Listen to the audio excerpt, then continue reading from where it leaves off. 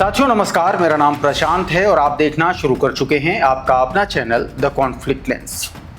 America और Iran के बीच में जो कुछ भी डिप्लोमेसी के लेवल पर चल रहा है उससे दो संकेत मिल रहे हैं। पहला संकेत ये है कि स्ट्रेट ऑफ हॉर्मुज को लेकर के कुछ न कुछ बातचीत पर एक राय हुए हैं अमेरिका और ईरान।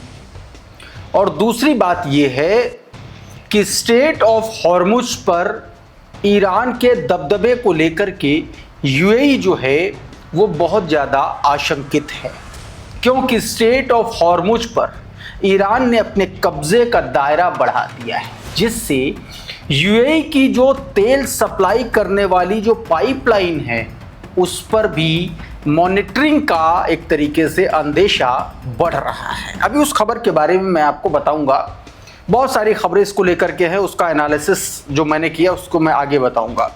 लेकिन जो दो बड़ी खबरें हैं वो आई हैं लेबनान और इजराइल के बॉर्डर से। आईडीएफ पर दो बड़े अटैक हुए हैं और ये दोनों ही अटैक साउथ लेबनान में हुए हैं और बौखलाए आईडीएफ ने एक के बाद एक भयानक तरीके से कई इलाकों में कारपेट बॉम्बिंग की है इजराइल ने। वो तस्वीरें दिखाऊंगा, लेकिन एक बड़ा झटका आईडीएफ को लगा है। कहा जा रहा है कि हेलीकॉप्टर में सवार लगभग 14 क्रूज को जो सैनिक थे, 14 लोग बताए जा रहे हैं, और वो हेलीकॉप्टर मार गिराया है हिजबुल्लाह ने। एक खबर और है जिसमें एम्बुश में फंसा करके 10 इजरायलियों को एक तरीके से हताहत करने की खबर निकल के सामने आई है। कुछ ढेर हुए हैं ऐसा भी बताया जा रहा है अलग अलग रिपोर्ट्स में, खबरों में। तो ये तमाम सारी खबरें जो मैं अभी आपको सिलसिलेवार तरीके से बताने जा रहा हूं। सबसे पहले इस खबर को देखिए और इस तस्वीर को देखिए। ये ट्वीट और ट्वीट के साथ जो तस्वीर संलग्न है, इन दोनों तस्वीरों को जरा देखिए। बताया यह गया है कि 10 से ज़्यादा IDF soldiers killed and wounded. बताया गया कि मारे गए हैं और घायल हुए हैं। मतलब अब इसमें इस हमले में ये बात तो तय है कि 10 जवान जो हैं बुरी तरीके से उन पर अटैक किया गया है। इसको लेकर के अभी पुष्टि नहीं है कि कितने मरे हैं कितने घायल हैं, लेकिन ये दावा इसमें ज़रूर किया जा रहा है कि एक एम्बुश अटैक किया साउथ लेबनान में हिजबुल्लाह के लड़ाकों ने और उसमें आईडीएफ को एक बड़ा नुकसान उठाना पड़ा है। एक और तस्वीर आपको दिखा दूं, उसके बाद इन दोनों खबरों का एनालिसिस करूंगा। अब जरा इस खबर को देखिए। ये जो खबर है ये इस पूरे मामले को लेकर के मुहर लगाती हुई नजर आ रही है। पूरी खबर आपकी स्क्रीन पर जरा ये ट्वीट देखिए। बताया यह गया कि हिजबुल्लाह ने दावा किया है कि उसने दक्षिणी लेबनान में इजरायली घुसपैठ की कोशिश को नाकाम किया। हिजबुल्लाह के अनुसार उसके लड़ाकों ने खल्लत अल राज इलाके में जोतार अल शर्किया कस्बे की ओर बढ़ रही जायोनी फोर्स के साथ आमने सामने की मुठभेड़ की। हिजबुल्लाह का कहना है कि इस दौरान उसने अपने हथियारों का इस्तेमाल किया और आगे बढ़ रही इजरायली टुकड़ी को सीधा नुकसान पहुंचाया है। और हालात ये हुए हैं कि जो इवैक्यूएशन के लिए इजरायलियों की टीम आई थी उसको भी हिजबुल्लाह ने निशाना बनाया और कहा कि इस दौरान उसने जो है मिसाइलों से उनके सैन्य आईडीएफ के जो सैन्य वाहन हैं उस पर भी हमला किया, जो वाहन घायलों को निकालने के लिए आए थे। और उसके बाद दोस्तों बताया गया कि भारी फायर कवर के बावजूद हमले जारी रखे गए। जो हेलीकॉप्टर्स लैंडिंग के लिए उतरने वाले थे रेस्क्यू के लिए, उनको भी उतरने से रोका गया है। इस पूरी खबर में यह बताया गया है।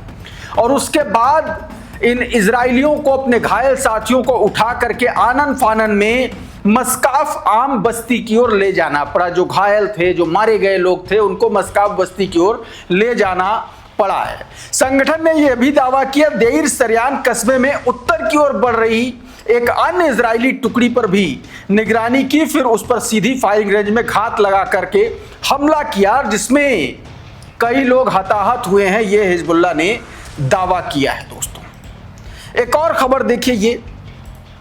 ये हेलीकॉप्टर की तस्वीर इस ट्वीट में लगाई गई, सिंबॉलिक है। ये बताया गया है कि ये 5 मई की खबर है अब निकल के सामने आई है, दावा ये हिजबुल्लाह की तरफ से किया गया, we target a helicopter belonging to the Israeli enemy army and एस्किस over the town of Al Bayda with an air to air missile and destroy it. It contains 14 elite soldiers. बताया गया कि 14 elite soldiers थे इसमें, वो लेकर के जा रहे हेलीकॉप्टर को, उसको निशाना बनाया गया। ये निशाना बताया गया कि 5 तारीख को यानी कि मंगलवार को लगभग 1:25 के आसपास यह हमला हिजबुल्लाह की तरफ से किया गया है। एक और खबर निकल के सामने आई जिसमें 2 हिजबुल्लाह के सैनिकों के घायल होने की बात पता चली है। क्रेडल ने यह खबर देखी, आपकी स्क्रीन पर बताया गया।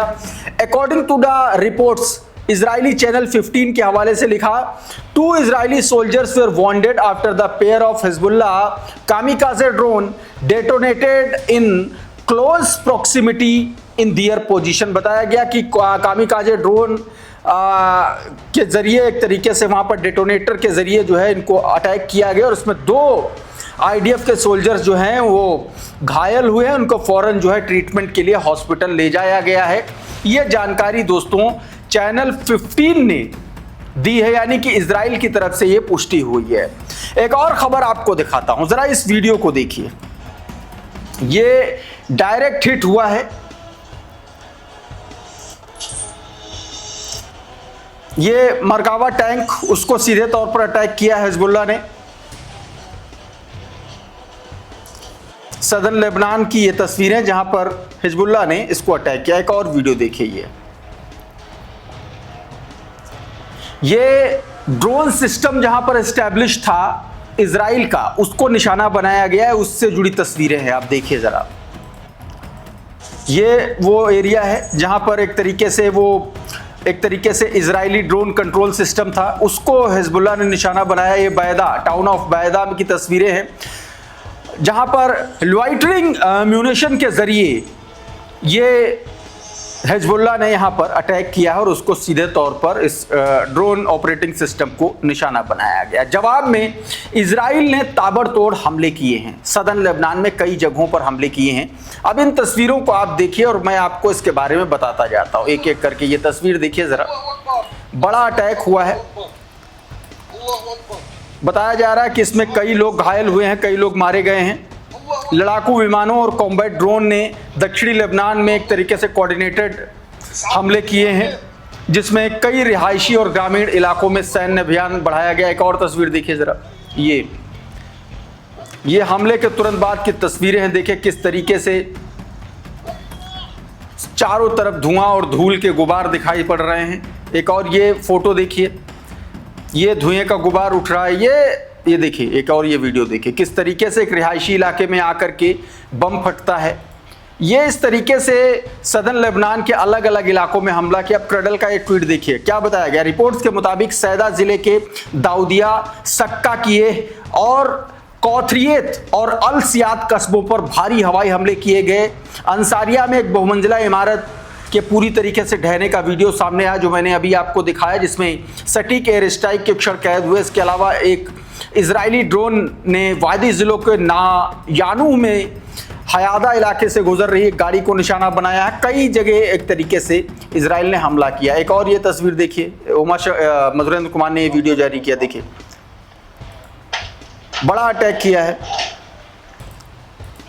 इजराइल का दावा है कि यह हिजबुल्लाह का गढ़ था और वहां पर उसने अटैक किया है। दूसरी तरफ दोस्तों एक खबर आई है और यह खबर आई है गजा से। गजा में खान यूनुस में एक बार फिर से जो इजराइल समर्थित मिलिशिया गुट हैं उन पर फिर से हमला किया गया है और यह हमला हमास के लड़ाकों की तरफ से किया गया, ऐसा दावा किया गया। ये वीडियो देखिए, ये ठीक उस हमले के दौरान का विजुअल है।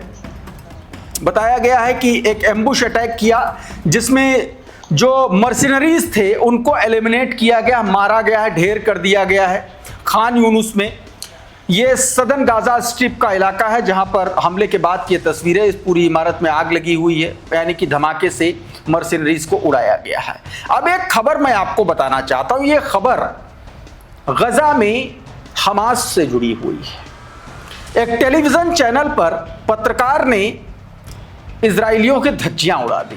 कहा कि तुमने बच्चों को मारा, महिलाओं को मारा, पत्रकारों को मारा, बुजुर्गों को मारा, हजारों लोगों को मौत के घाट उतार दिया, आधा गजा साफ कर दिया, फलस्तीन साफ कर दिया, लेकिन तुमने हमास को नहीं मारा।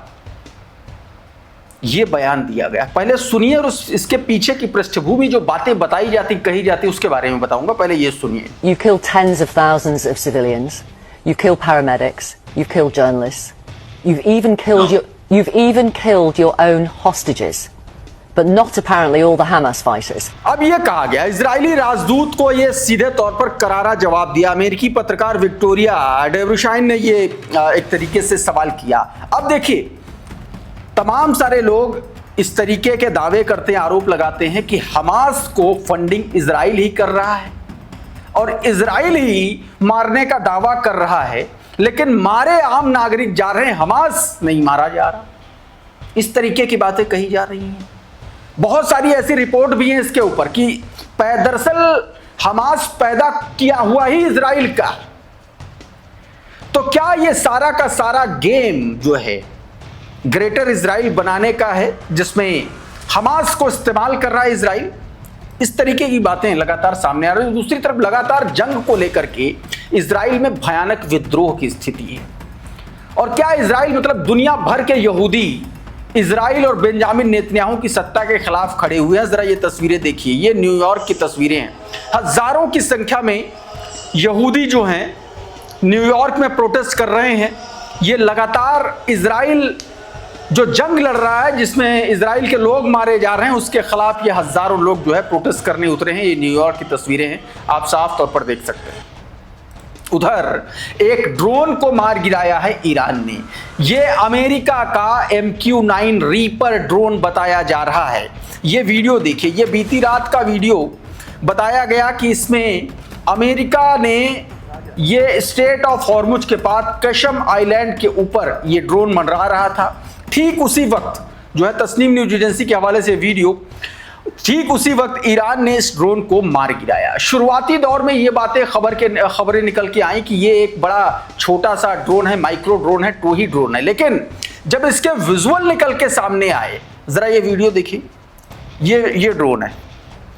अब दावा किया जा रहा है कि ये खुफिया ड्रोन था, MQ-9 रीपर ड्रोन था और उसको मार गिराया गया। और ये देखिए, ये उसकी तस्वीरें हैं, विजुअल्स हैं, आप साफ तौर पर देख सकते हैं।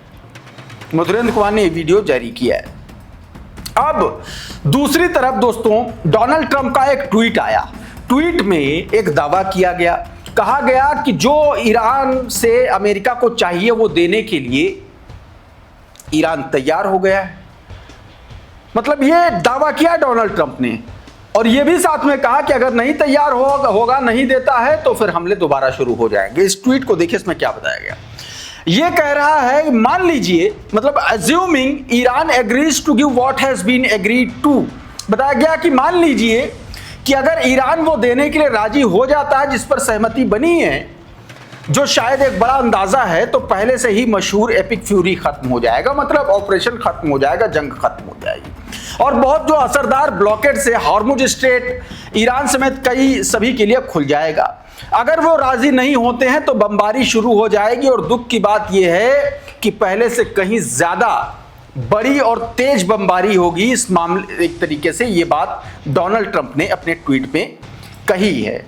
इस बीच ईरान ने एक नई अथॉरिटी शुरू की है। ये authority Persian gulf state authority है। मतलब हॉर्मुज पर नियंत्रण को लेकर के एक अलग से डिपार्टमेंट तैयार कर दिया, एक अलग से अथॉरिटी बना दी, जो अब उसी के इर्द गिर्द काम करेगी।